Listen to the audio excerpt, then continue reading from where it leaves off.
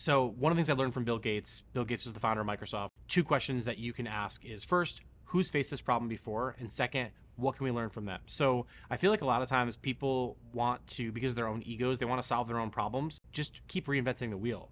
Well, there's a lot of knowledge in just asking a question. So I play a game called the Five Whys. Pretty simple, you've probably heard of it, but the question is, how often are you playing the Five Whys? If you ask a question, you start with that first question, someone gives you an answer. Dig into that answer and go one step deeper. The Five Whys game lets you get down to root causes. Once you get down to the root cause of a problem, whether it's a business problem or interpersonal problem, then you can go another level and attack that root cause. So if that root cause is a financial challenge or a communication challenge or a technical challenge, then what you can do is go back to that Bill Gates question, which is who's faced this problem, who's handled it really well, what can we learn from them?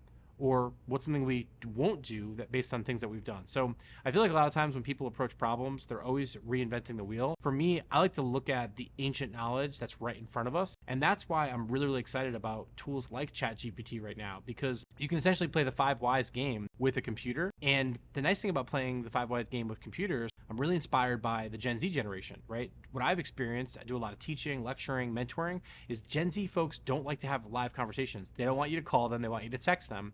And a lot of times people think that they're just shitty at communication.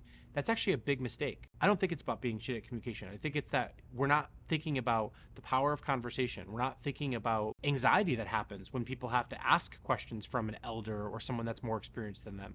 So one of the things to do is we can increase the power of communication with some of these chatbots. So if you're not using ChatGPT in some way, shape, or form, if you're not leaning into the power of using computers to create interpersonal relationships, I think you're making a big mistake because there's a lot of opportunity to do that. Imagine if people who were scared to practice communication started using chatbots more often. The better these chatbots get, the better that people are going to get with asking questions, the better people are going to get with asking the Five Whys. And then from there, you'd be surprised magically how people get more confidence. And while they have more confidence and while they feel safer asking those questions, they'll be more curious in the work.